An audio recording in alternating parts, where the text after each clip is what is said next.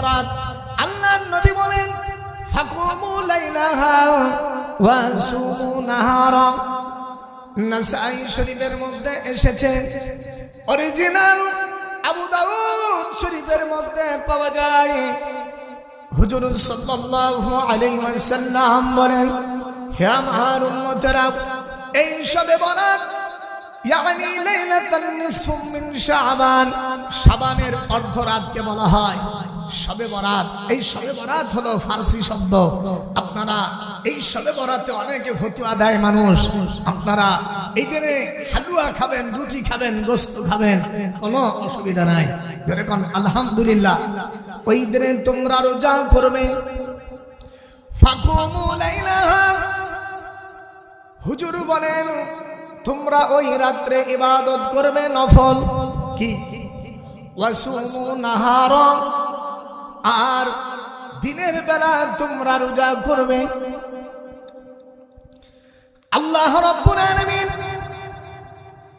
এই লাইলাতুন নিসফু মিন শাবান, আল্লাহু আকবার বলেন, আল্লাহ রাব্বুল আলামিন ওই রাতে যারা ইবাদত করবে তারা ভাগ্যবান। কারণ আল্লাহ রাব্বুল আলামিন সুবহানাহু ওয়া তাআলা